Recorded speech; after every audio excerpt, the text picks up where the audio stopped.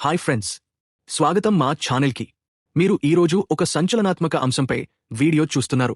ఆంధ్రప్రదేశ్ రాజకీయ చరిత్రలో అత్యంత చర్చనీయాంశమైన అమరావతి రాజధాని భూమి కుంభకోణం ఆరోపణల గురించి ఈరోజు మనం మాట్లాడబోతున్నాం.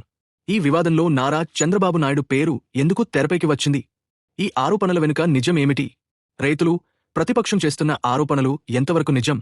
అసలు అమరావతి రాజధాని ఎలా ప్రారంభమైంది?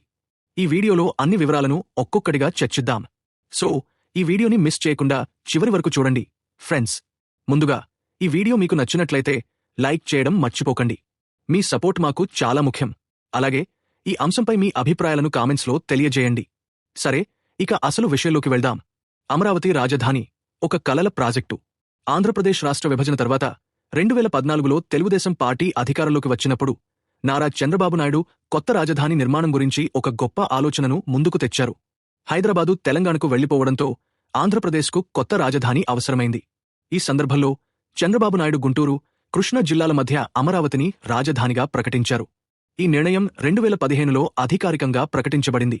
అమరావతి ఒక స్మార్ట్ సిటీగా, ఆధునిక సౌకర్యాలతో అభివృద్ధి చేయాలని చంద్రబాబు ఆలోచన. ఈ ప్రాజెక్టు ఆంధ్రప్రదేశ్ను అంతర్జాతీయ స్థాయిలో గుర్తించేలా చేయాలని ఆయన విజన్. అమరావతి రాజధాని నిర్మాణం కోసం గుంటూరు జిల్లాలోని 29 గ్రామాల నుండి సుమారు 34,241 ఎకరాల భూమిని సేకరించారు. ఈ భూమి సేకరణ ల్యాండ్ పూలింగ్ స్కీమ్ ద్వారా జరిగింది. ఈ స్కీమ్ ద్వారా రైతులు తమ భూములను ప్రభుత్వానికి ఇచ్చి బదులుగా అభివృద్ధి చేసిన ప్లాట్లు ఆర్థిక సహాయం పొందే అవకాశం ఉంది. ఈ ల్యాండ్ పూలింగ్ ఒక వినూత్న ఆలోచనగా చెప్పబడింది, ఎందుకంటే ఇది రైతులకు నష్టం కలగకుండా భూమిని సేకరించే పద్ధతి. కానీ ఈ ప్రాజెక్టు ప్రారంభం నుండే వివాదాల్లో చిక్కుకుంది. అమరావతి రాజధాని భూమి కుంభకోణం ఆరోపణలు ఎలా మొదలయ్యాయి? అసలు ఈ ఆరోపణల వెనుక ఏం జరిగింది? ఇక్కడ నుండి విషయం మరింత ఆసక్తికరంగా మారుతుంది. ఫ్రెండ్స్, ఇన్సైడర్ ట్రేడింగ్ ఆరోపణలు. అమరావతి రాజధాని ప్రకటనకు ముందు కొందరు వ్యక్తులు, రాజకీయ నాయకులు, వ్యాపారవేత్తలు ఆ ప్రాంతంలో భూములను కొనుగోలు చేశారని ఆరోపణలు వచ్చాయి. ఈ ఆరోపణల ప్రకారం అమరావతి రాజధానిగా ప్రకటించబడుతుందనే రహస్య సమాచారం కొందరికి ముందే తెలిసిందని, ఆ సమాచారాన్ని ఉపయోగించి వారు భూములను చౌకగా కొని రాజధాని ప్రకటన తర్వాత ఆ భూముల ధరలు ఆకాశాన్ని అంటాయని, లాభాలు ఆర్జించారని ప్రతిపక్షం ఆరోపించింది. ఈ ఆరోపణలను ముఖ్యంగా వైఎస్ఆర్ కాంగ్రెస్ పార్టీ, మంగళగిరి ఎమ్మెల్యే ఆళ్ల రామకృష్ణారెడ్డి బలంగా ముందుకు తెచ్చారు. ఈ ఇన్సైడర్ ట్రేడింగ్ ఆరోపణలు 2021లో మరింత ఊపందుకున్నాయి. ఆంధ్రప్రదేశ్ సిఐడి విభాగం చంద్రబాబు నాయుడుతో పాటు అప్పటి మంత్రి పొంగూరు నారాయణ, కొందరు అధికారులకు నోటీసులు జారీ చేసింది. ఈ నోటీసులు ల్యాండ్ పూలింగ్లో అసైన్ భూములను కేబినెట్ అనుమతి లేకుండా సేకరించారనే ఆరోపణలపై జారీ చేయబడ్డాయి. మంగళగిరి ఎమ్మెల్యే ఆళ్ల రామకృష్ణారెడ్డి ఫిర్యాదు మేరకు సిఐడి కేసు నమోదు చేసింది. అయితే ఈ ఆరోపణలను ఆంధ్రప్రదేశ్ హైకోర్టు 2021లో తోసిపుచ్చింది. రాజధాని నిర్ణయంలో ఎలాంటి రహస్య సమాచారం లేదని, ఈ విషయం ఎప్పటికప్పుడు పత్రికల్లో ప్రచురితమైందని హైకోర్టు స్పష్టం చేసింది. అమరావతి రాజధానిగా ఎంపికైన విషయం ప్రజలకు ముందే తెలిసిన సమాచారమని, ఇది ఇన్సైడర్ ట్రేడింగ్ కాదని కోర్టు తీర్పు ఇచ్చింది. ఆస్తులు సమకూర్చుకోవడం పౌరుల హక్కని, అది నేరం కాదని హైకోర్టు నిలదీసింది. రైతుల ఆందోళనలు న్యాయమా, అన్యాయమా? అమరావతి రాజధాని కోసం భూమి సేకరణలో రైతులు తమ భూములను ల్యాండ్ పూలింగ్ ద్వారా ఇచ్చారు. కాని కొందరు రైతులు ఈ ప్రక్రియ అన్యాయంగా జరిగిందని ఆరోపించారు. వారి ప్రకారం తమ భూములను తక్కువ ధరకు సేకరించారని, బదులుగా ఇచ్చిన ప్లాట్లు లేదా ఆర్థిక సహాయం సరిపోలేదని వాదించారు. ఈ ల్యాండ్ పూలింగ్ స్కీమ్లో ధనవంతులు, రాజకీయ నాయకులు లాభం పొందారని, సామాన్య రైతులు నష్టపోయారని ప్రతిపక్షం ఆరోపించింది. 2015లో అమరావతి శంకుస్థాపన కార్యక్రమం అత్యంత వైభవోపేతంగా జరిగింది. ప్రధానమంత్రి నరేంద్ర మోదీ, రాష్ట్ర గవర్నర్ నరసింహన్, తెలంగాణ ముఖ్యమంత్రి కల్వకుంట్ల చంద్రశేఖరరావు వంటి ప్రముఖులు ఈ కార్యక్రమంలో పాల్గొన్నారు. ఈ సమయంలో అమరావతి ఒక గ్లోబల్ సిటీగా మారుతుందని చంద్రబాబు ప్రకటించారు. కాని ఈ గొప్ప కలల ప్రాజెక్టు రైతులకు న్యాయం చేసిందా? ఈ ప్రశ్న చాలామంది రైతుల మనసులో మిగిలిపోయింది. 2019లో వైఎస్ఆర్ కాంగ్రెస్ పార్టీ అధికారంలోకి వచ్చిన తర్వాత అమరావతి రాజధాని ప్రాజెక్టును రద్దు చేసి 3 రాజధానుల ఫార్ములాను ప్రతిపాదించారు. ఈ నిర్ణయం కూడా వివాదాస్పదమైంది. అమరావతిలో భూములు ఇచ్చిన రైతులు తమ భవిష్యత్తు గురించి ఆందోళన వ్యక్తం చేశారు.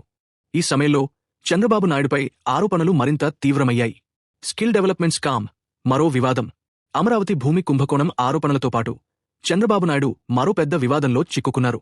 2023లో ఆంధ్రప్రదేశ్ నైపుణ్యాభివృద్ధి సంస్థలో జరిగిన అవినీతి కుంభకోణం కేసులో చంద్రబాబును సిఐడి పోలీసులు నంద్యాలలో అరెస్టు చేశారు. ఈ కేసులో స్కిల్ డెవలప్మెంట్ స్కీమ్ పేరిట 241 కోట్ల రూపాయల అవినీతి జరిగిందని ఆరోపణలు వచ్చాయి. ఈ కేసులో చంద్రబాబుకు న్యాయస్థానం 14 రోజుల రిమాండ్ విధించింది. ఈ అరెస్ట్ ఆంధ్రప్రదేశ్ రాజకీయాల్లో పెద్ద సంచలనం సృష్టించింది. చంద్రబాబు అనుయాయులు ఈ అరెస్టును రాజకీయ కక్ష సాధింపు చర్యగా ఆరోపించారు. అయితే ప్రతిపక్షం మాత్రం ఈ కేసులో చంద్రబాబు నేరం చేశారని వాదించింది.